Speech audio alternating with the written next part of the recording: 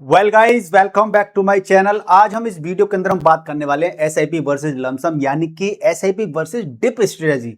यानी कि डिप जब आता है मार्केट के अंदर तब हमें किस प्रकार से मार्केट के अंदर इन्वेस्टमेंट करना चाहिए। यानी कि ये वीडियो काफी ज्यादा इन्फॉर्मेटिव होने वाला है, काम का होने वाला है। जल्दी से इस वीडियो को लाइक कर दीजिए, शेयर कर दीजिए और चैनल पर यदि आप नए हैं तो चैनल को सब्सक्राइब जरूर कीजिएगा। तो देखिए, सबसे पहले हम एसआईपी के बारे में समझे, हम लमसम के बारे में समझे, तो उससे पहले हम समझते हैं कि शेयर मार्केट आखिर क्या होता है।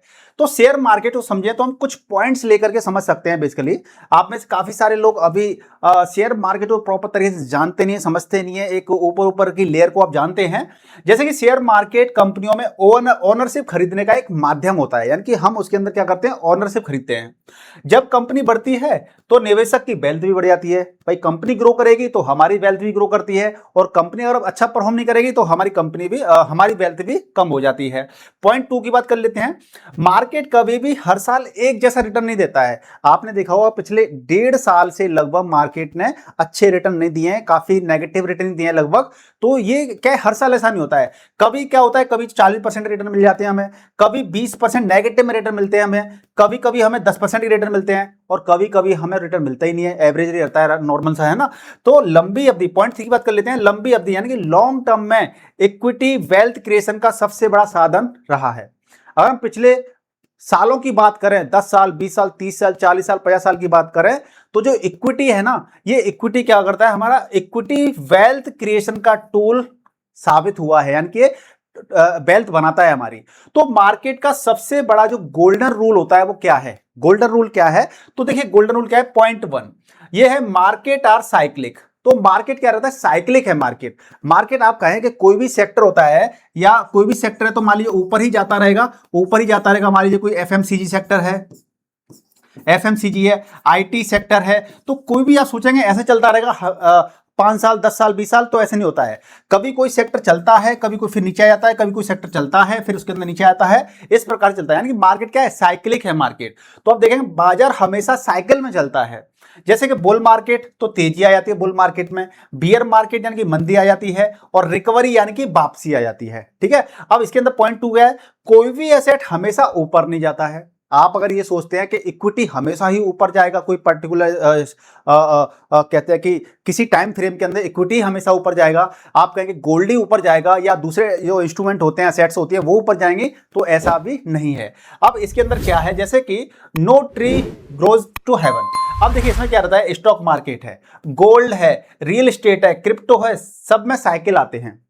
तो कभी आपने देखा होगा जैसे क्रिप्टो करेंसी है, तो क्रिप्टो करेंसी का कुछ टाइम पहले कितना अच्छा बूम था, है ना, काफी अच्छा बूम था। एक गोल्ड का भी बूम आया था, है ना। तो कभी गोल्ड में बूम आ रहा है, कभी स्टॉक मार्केट में आ रहा है, कभी रियल एस्टेट का बूम आता है। तो ये क्या साइकिलिक चीजें होती हैं। तो इसी प्रकार से क्या होता है, वेल्थ बनाने का सबसे पहला नियम क्या होता है, तो अगर आपको वेल्थ बनानी है, आपको फंड तैयार करना है फ्यूचर के लिए, आपको अपना भविष्य सिक्योर करना है, तो पॉइंट 1 क्या है, इसको समझ लीजिए पहले, कि you must have faith in the future. आपको अगर आपको वेल्थ बनानी है तो सबसे पहले आपको फ्यूचर में आपको क्या करना पड़ेगा, फेथ बनाना पड़ेगा। फेथ यानी कि आपको भरोसा रखना पड़ेगा फ्यूचर में कि हाँ भैया, ऐसा पॉसिबल हो सकता है। क्योंकि अगर आप भरोसा नहीं रखोगे तो फिर तो कुछ हो ही नहीं सकता है। ठीक है जी, चलिए, अगर आपको वेल्थ बनानी है तो भविष्य पर आपको भरोसा रखना पड़ेगा। सिंपल सा कॉन्सेप्ट है ये। एग्जाम्पल जैसे कि एप्पल, माइक्रोसॉफ्ट, अमेजन, मेटा, ठीक है ना। आपने इन सारी कंपनियों की कहानियां सुनी होंगी कि ये कभी कंपनी क्या है, गैराज से शुरू हुई थी। ज्यादातर जो अमेजन है गैराज से शुरू हुई थी, मेटा, फेसबुक गैराज, कॉलेज से शुरू हुई थी। तो इस प्रकार से जब इनके पहले जो ऑफिस हुए थे, गैराज में ही हुए थे इनके ऑफिस ज्यादातर, है ना। तो वहां से आज तक का सफर आप देखोगे तो ये क्या है, ये क्या है, भविष्य है। यानी कि जितना आप अच्छा सोच सकते हो कि हाँ ये कंपनी ग्रोथ कर सकती है, तो आपको भविष्य वो अच्छा खासा पैसा बना करके दे सकती है आपको। तो कभी छोटी कंपनियां थी ये, आज ग्लोबल की जायंट कंपनियां हैं। मेटा है, एनवीडिया है, ये कितनी बड़ी कंपनियां हैं, ठीक है ना। एप्पल, तो 25 या सैलरी से 10 करोड़ बन सकते हैं क्या? एक क्वेश्चन ये आता है कि क्या 25,000 रुपए से 10 करोड़ बन सकते हैं? देखिए, पॉसिबिलिटी हर चीज की है, पॉसिबिलिटी हर चीज की है। हाँ, बन सकते हैं, बस आपको क्या देना पड़ेगा, एक अच्छी सही अप्रोच, सही सिलेक्शन, और एक टाइम पीरियड देना पड़ेगा अच्छा खासा। अगर हम इनकी बात करें तो अगर आपने 25,000 रुपए इनके अंदर लगाए होते उस समय पे जब ये गैरेज में चलती थी, तो आज ये अरबों खरबों की कंपनी, मतलब आपके हिस्से में, आप इनके अंदर ओनरशिप पता कितनी की आती, अरबों खरबों की आपकी ओनरशिप होती है इसके अंदर। तो यही होता है कि आपको तीन चीजें आपको रखनी पड़ेंगी कि 10-25 हज़ार रुपए अगर आपको 10 करोड़ बनाने हैं तो तीन चीजें क्या होनी चाहिए, ये होनी चाहिए कि टाइम, आपको टाइम देना पड़ेगा 20 से 25 साल के आसपास का। कंपाउंडिंग, यानी कि यदि आपको 12% का अगर आपको इंटरेस्ट मिलती है, कंपाउंड इंटरेस्ट मिलती है, तो ये आपको काफी अच्छा रिटर्न दे सकती है, यानी कि आपका भविष्य 25 हज़ार से 10 करोड़ बन सकते हैं, है ना। हर साल एसआईपी को 15% तक आपको बढ़ाना पड़ेगा। एसआईपी बहुत से लोग क्या करते हैं कि एसआईपी करके भूल जाते हैं, मतलब भूल जाते हैं, मतलब कि अगर आपकी 10,000 की एसआईपी है, 5,000 की एसआईपी, तो सालों साल तक वही एसआईपी चलती रहती है, अपने एसआईपी के अमाउंट को बढ़ाते नहीं है। जबकि जब हमारी इनकम बढ़ रही है तो हमारी एसआईपी का अमाउंट को बढ़ना भी चाहिए। कंपाउंडिंग का असली जादू क्या होता है, एग्जांपल ले लेते हैं। यदि कोई इंसान 10,000 रुपए की एसआईपी करता है, ठीक है, 12% का रिटर्न है, और अगर 15% का एनुअल स्टेप अप करता है, तो 22 से 25 साल के अंदर करोड़ों की वेल्थ बन सकती है। ये कॉन्सेप्ट है। लेकिन आपको करना क्या पड़ेगा, आपको 10,000 रुपए हर महीना 22 से 25 साल तक आपको लगातार इन्वेस्टमेंट करना पड़ेगा। ठीक है, कितना, 10,000 रुपए हर महीना। उस 10,000 के अंदर आपको 15% तक का आपको स्टेप अप लगाना पड़ेगा। हर साल आपको 15% की आपको एसआईपी बढ़ानी पड़ेगी अमाउंट की। और यदि आपको 12% का यदि आपको एवरेज रिटर्न मिलता है, हर साल मिलता है लगातार, तो आप करोड़ों की वेल्थ बना सकते हैं। तो ये फंडा होता है। अब इमरजेंसी फंड कहां रखें, ये वाली चीज देख लेते हैं, क्योंकि लोग जब इन्वेस्टमेंट करते हैं तो इमरजेंसी फंड को भूल ही जाते हैं बेसिकली। जबकि ये कहते हैं फाउंडेशन ऑफ द, किसी भी वेल्थ बनाने के लिए फाउंडेशन होती है। अब ये रिकमेंडेड क्यों है, लिक्विड फंड के अंदर आप रख सकते हैं। जो इमरजेंसी फंड का पैसा होता है आप लिक्विड फंड के अंदर रख सकते हैं। क्यों, क्योंकि एफडी से ज्यादा फ्लेक्सिबल होता है। एफडी से ज्यादा फ्लेक्सिबल होता है, आपको एफडी से फ्लेक्सिबिलिटी के अंदर ज्यादा मिल जाती है, जल्दी विड्रॉल हो जाता है इसके अंदर, और इमरजेंसी में आपका तुरंत आपके पैसा आपके पास होता है। ठीक है ना, तो ये लिक्विडिटी का इशू है। अब एसआईपी वर्सेस लमसम की अगर हम बात करते हैं कि एसआईपी पैसा ज्यादा बनता है या लमसम में, तो देखिए इसका एक कॉमन बिलीफ है कि एसआईपी बेस्ट है। ठीक है, एसआईपी बेस्ट है, और लंबी अवधि में लमसम ज्यादा वेल्थ बना सकता है। अब इसके बारे में जो कॉन्सेप्ट है वो क्यों है कि पैसा कहां ज्यादा बनता है, इसकी बात हम कर लेते हैं। क्योंकि देखिए क्या होता है कि एसआईपी जब आप करते हैं, एसआईपी आप करते हैं, मान लीजिए 10,000 रुपए हर महीना कर रहे हैं आप, तो आपका पहले महीने 10,000 रुपए इन्वेस्ट हुए, फिर दूसरे महीने 10,000 रुपए इन्वेस्ट हुए, यानी कि यहां पर पैसा क्या कर रहा है, धीरे धीरे आपका पैसा मंथ वाइज इन्वेस्ट हो रहा है। तो आपने जितना पैसा इन्वेस्टमेंट होता जाएगा, आपकी कंपाउंडिंग उतने पे मिलना स्टार्ट हो जाती है। ठीक है जी। लेकिन मैं आपसे कहूं कि आप एक साथ ही 10 लाख रुपए लगा दीजिए, आज लगा दीजिए 10 लाख रुपए एक साथ, तो उस 10 लाख रुपए पे पहले ही महीने से आपको कंपाउंडिंग मिलना स्टार्ट हो जाएगी। यानी कि जब आप धीरे धीरे पैसा करके इन्वेस्टमेंट करेंगे तो उस छोटे छोटे अमाउंट पे आपकी कंपाउंडिंग मिलती है, लेकिन डे वन से आपकी कंपाउंडिंग आपकी 10 लाख पे स्टार्ट हो जाएगी, जो आप लमसम करते हैं, है ना। तो लमसम का नो डाउट बहुत अच्छा फायदा होता है, इसके अंदर बहुत अच्छी वेल्थ बनती है। लेकिन हमें क्या ध्यान रखना पड़ता है, हमें ध्यान ये रखना पड़ता है कि टाइमिंग क्या है, टाइमिंग क्या है या टाइम क्या चल रहा है, ये ध्यान रखना पड़ता है। कि मार्केट में जैसे कि आप देखें कि जब निफ्टी 26,000 के लेवल पे क्रॉस किया था, 26 के पे क्रॉस किया था, और आज कर हम देखें तो 24,000 के पे चल रहा है लगभग निफ्टी 50, है ना। तो 26,000 पे लेवल अगर आप इस पे लमसम कर देते, अगर 1.5 साल पहले, तो 1.5 साल पहले करते, तो आज जो कि 24,000 निफ्टी 50 चल रहा है, हमें कोई रिटर्न नहीं मिल पाते, नेगेटिव में चल रहा होता। तो अगर टाइमिंग बढ़िया है, एक डिप चल रहा है, करेक्शन चल रहा है, तो उस समय पे आप लमसम करते हैं, जैसे कि अगर 24,000 देख रहे हैं आज आप लमसम करते हैं 10 लाख रुपए का, तो ये अमाउंट आपका 15-20 साल यानी कि लॉन्ग टर्म के अंदर एक आपको काफी अच्छी वेल्थ बना करके दे सकता है। तो एसआईपी आपका क्या रहता है, एसआईपी एवरग्रीन होती है, लेकिन वहां पे क्या रहता है कि आपका हर महीना पैसा जाता है, तो वहां पे आपका क्या रहता है, रुपी कॉस्ट एवरेजिंग का फायदा भी मिल जाता है। लेकिन आपको लमसम करने से आपको ज्यादा फायदा मिल सकता है अगर आप सही समय पे इन्वेस्टमेंट करते हैं और आप उस इन्वेस्टमेंट को टाइम देते हैं, राइट। तो ये आपका फंडा हो गया। अब देखिए इसके बाद बात कर लेते हैं क्यों भारत के अधिकांश वर्षों में मार्केट पॉजिटिव रहा है। अगर पैसा पहले से आपके पास है और आप उसे 1-2 साल में एसआईपी में डाल रहे हैं, आपके पास पैसा है, मान लीजिए आपके पास क्या है, मान लीजिए आपने देखा कि भैया मेरे पास तो आज पैसा है, आपके पास 1 लाख रुपए या 2 लाख रुपए आपके पास पैसा है, या 5 लाख रुपए आपके पास पैसा है, और आपने सोचा, डिसाइड किया कि यार मेरे पास 5 लाख रुपए है और इसको मैं एसआईपी करके डाल देता हूं, तो आपने क्या किया, इस 5 लाख रुपए की 10,000 रुपए हर महीने की या 15,000 रुपए हर महीने की आपने क्या की, मंथली की आपने एसआईपी सेट कर दी, या 20K की आपने मंथली की एसआईपी सेट कर दी। यानी कि आप पे आज पैसा होते हुए आप उस पैसे को एसआईपी के थ्रू डाल रहे हो, ठीक है ना। तो इसका लॉस क्या होगा, इसका एक देखिए, एक तो ये होता है कि मार्केट अगर काफी हाई चल रहा है तो नो डाउट अगर पैसा है तो आप उसको एसआईपी की फॉर्म में जाने दीजिए, जिससे क्या होगा, उसका एवरेजिंग का फायदा आपको अच्छा मिल जाएगा।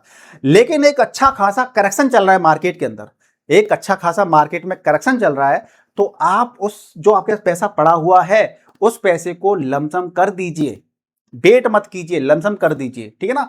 तो यही यहां पे कहा जा रहा है कि अगर आपके पास पैसा है और करेक्शन चल रहा है, लेकिन आप एसआईपी कर रहे हैं उस पैसे के साथ में कि भाई आज मेरे 5 लाख रुपए, इस 5 लाख रुपए को 1-2 साल के अंदर डिप्लॉय कर देता हूं, तो ये अप्रोच सही नहीं है। कंपाउंडिंग डिले हो जाती है, इससे क्या हो जाती है, कंपाउंडिंग डिले हो जाती है। अगर एक मार्केट में अच्छा खासा करेक्शन चल रहा है और एक सही एक टाइम मिल रहा है आपको, देखिए इसका एक एग्जांपल लेके बताता हूं, ग्राफ बना करके। आप क्या कर रहे हैं, मान लीजिए ये ग्राफ है, भले ही मार्केट आज नीचे चल रहा है, ऐसे चल रहा है मान लीजिए, और यहां से आप देखेंगे यहाँ एक 0, और यहां से मान लीजिए 1 ईयर और ये 2 ईयर, ठीक है, 0, 1 और 2 ईयर। आप 1-2 साल के अंदर आप अपने पैसे को डालना चाहते हैं मार्केट के अंदर, ठीक है जी। आपने देखा कि मार्केट में अगर आप 10 लाख रुपए या 5 लाख रुपए आप यहीं पे लगा देते हैं, है ना, और आपने एसआईपी करी, आपने उसी इस पैसे की जो आपके अगर मान लीजिए 5 लाख रुपए हैं, जो भी अमाउंट है, और आपने देखा मार्केट यहां से यहां पे पहुंचा है, और इसी पैसे को आप एसआईपी फॉर्म में लगा रहे हो, तो क्या होगा, आप एसआईपी फॉर्म में लगा रहे हो, यहां पे आपके पास पैसा होते हुए भी तो इसका एवरेज बाई प्राइस क्या आएगा, ज्यादा आएगा, है ना। तो आपके पास पैसा अगर है तो आप, अगर करेक्शन चल रहा है तो आप इसी पैसे को, सारे को पैसे को यहां लगा दीजिए, अगर करेक्शन चल रहा है तो, और करेक्शन नहीं चल रहा है, मार्केट ऑल टाइम हाई पे चल रहा है, तो आप फिर एसआईपी कर सकते हैं। तो ये इन्वेस्टमेंट करने की जो स्ट्रेटेजीज होती है, इनको हमें समझना पड़ेगा। जितना बेहतर तरीके से समझ लेंगे, उतना सही डिसीजन लेंगे, उतना ही हम एक्स्ट्रा अर्निंग कर सकते हैं, एक्स्ट्रा रिटर्न प्राप्त कर सकते हैं। अब इंपॉर्टेंट कॉन्सेप्ट क्या है कि एसआईपी फ्यूचर इनकम के लिए काफी बेहतरीन है। जब हर महीना पैसा आता है, मान लीजिए पैसा ही नहीं है हमारे पास, इनकम आई, चाहे हमारी सैलरी से आती है या हमारे बिजनेस से आती है, पैसा आया इन्वेस्ट कर दिया, पैसा आया इन्वेस्टमेंट कर दिया, तो हमारे लिए एसआईपी बेस्ट है, इससे बढ़िया कोई चीज है ही नहीं है। अब लमसम करना है तो पास्ट सेविंग के लिए बढ़िया रहता है भैया, कि किसी के पास फंड था, कोई मैच्योरिटी कंप्लीट हो गई, कहीं से पैसा आपका आप इन्वेस्टमेंट कर रहे थे और वहां पे क्या हुआ कि आपका मैच्योरिटी कंप्लीट हो गई, कोई आपकी एफडी कंप्लीट हो गई, या आपने कोई प्लॉट बेचा था, कहीं से पैसा आ गया, तो उस केस में आपका लमसम करना ज्यादा बेहतर रहता है, अगर टाइमिंग ठीक है तो, ठीक है ना। या लमसम करना है तो आप उस लमसम वाले अमाउंट को एक साथ इन्वेस्टमेंट ना करके उसके कुछ हिस्से करके आप क्या कर सकते हैं, उसको इन्वेस्ट कर सकते हैं, इससे आप ज्यादा फायदा ले सकते हैं। तो जब आपके पास पैसा मौजूद है तो क्या करना है, लमसम कर सकते हैं। कब लमसम नहीं करना चाहिए, अब ये चीज समझ लीजिए कि लमसम कब नहीं करना चाहिए। मार्केट बहुत ज्यादा ओवर वैल्यूड हो, जब मार्केट बहुत ज्यादा ओवर वैल्यूड हो ना, तब नहीं करना चाहिए लमसम। एसेट बबल हो, जैसे 26,000 के लेवल पे जब पहली बार निफ्टी 50 ने टच किया था, तो हर कोई ये बोल रहा था कि मार्केट बहुत ज्यादा ऊपर जा रहा है और जल्दी जल्दी जा रहा है, तो ये बबल फट सकता है, और बबल फटा था, मार्केट नीचे आया था। तो कभी भी एसेट का बबल बन रहा हो, कोई भी सेक्टर हो सकता है, चाहे इक्विटी हो, गोल्ड हो, चाहे जैसे गोल्ड का भी अब 2-3 महीने पहले देखोगे कि गोल्ड की प्राइस कितने हाई हो गए थे, सिल्वर की प्राइस कितने हाई हो गए थे, और एक ही दिन के अंदर सिल्वर 90,000 रुपीज गिर गई थी एक दिन के अंदर ही, है ना। तो ये जो बबल बन रहा होता है उस समय पर मत करो। वैल्यूएशन बहुत ज्यादा महंगी होती है, उस समय पे हमें क्या करना है, इन्वेस्टमेंट नहीं करना है। अब म्यूचुअल फंड सिलेक्शन का क्या करना है कि देखिए, म्यूचुअल फंड सिलेक्शन के लिए हमें क्या करना है कि पैसिव इंडेक्स फंड होते हैं, स्मॉल कैप होते हैं, मल्टी कैप होते हैं, हम इनको कंसीडर कर सकते हैं। अब पैसिव इंडेक्स फंड क्या होते हैं, पैसिव इंडेक्स फंड होते हैं जो हमारे इंडेक्स होते हैं ना, निफ्टी 50 है, निफ्टी नेक्स्ट 50 है, स्मॉल कैप 250 है, बैंक निफ्टी है, जो जितने भी इंडेक्स होते हैं उनको भी लेकर क्या बनता है, एक इंडेक्स फंड बनती है।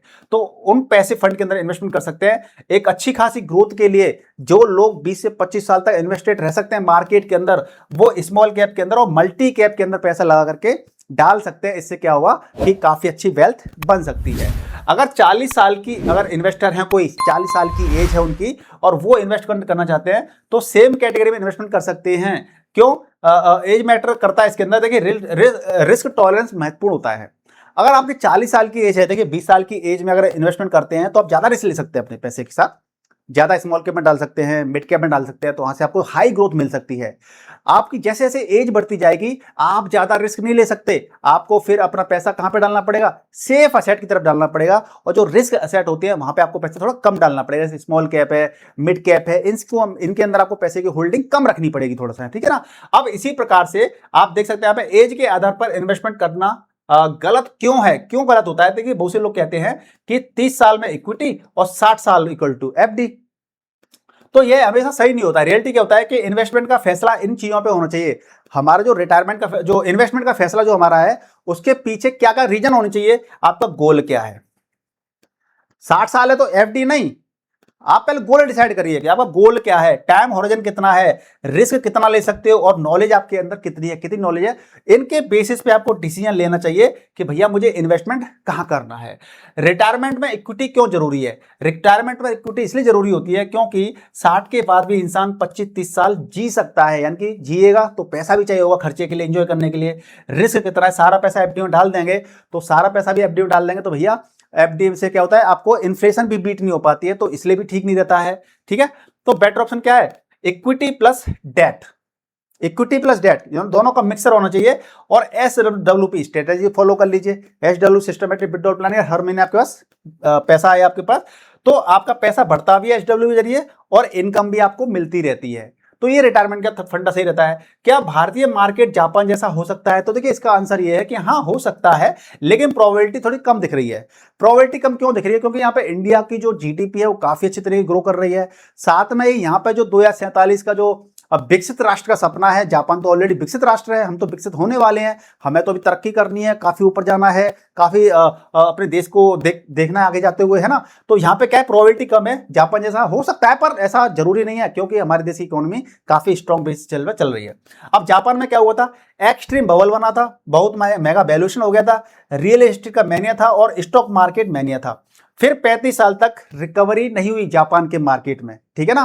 तो एसेट बबल कैसे पहचाने, संकेत क्या रहता है कि जब सभी लोग एक ही एसेट खरीद रहे हो, जो सभी लोग पूरी उस देश के सारे लोग ज्यादातर एक ही एसेट खरीद रहे हो और वैल्यूएशन महंगी हो जाती है, लॉजिक खत्म हो जाते हैं और फियर ऑफ मिसिंग आउट की वजह से क्या करते हैं, एक ही चीज को खरीदते रहते हैं, तो यही एक बबल बनने का कारण बन जाता है। जैसे क्रिप्टो में, क्रिप्टो का कितना हल्ला था कि क्रिप्टो क्रिप्टो क्रिप्टो क्रिप्टो, और क्रिप्टो का बबल एकदम से बस्ट हो गया, लोग लाखों लोग बर्बाद हो गए, ठीक है। क्रैश क्यों आते हैं, Newton's third law of mistake क्या था, जितना तेजी से अगर मार्केट ऊपर जा रहा है उतनी तेजी ही मार्केट नीचे आएगा। आप देखेंगे कि भैया एक महीने में मार्केट ऐसे चला गया तो उतना ही मार्केट नीचे आ सकता है, लेकिन अगर मार्केट कोई धीरे धीरे चलते चलते ऊपर गया, थोड़ा नीचे आया, फिर ऊपर गया, फिर थोड़ा नीचे आया, फिर ऊपर, तो जितना स्टेबिलिटी के साथ ऊपर जाता है ना मार्केट, उतना ही ज्यादा मार्केट स्टेबल रहता है, ठीक है ना। एग्जाम्पल जैसे क्रिप्टो है, .com बबल है, जापान बबल है, रियल एस्टेट के बबल है, ये आपके पास एग्जाम्पल है कि क्रैश क्यों आए थे, तो यहाँ पे आप देख सकते हैं।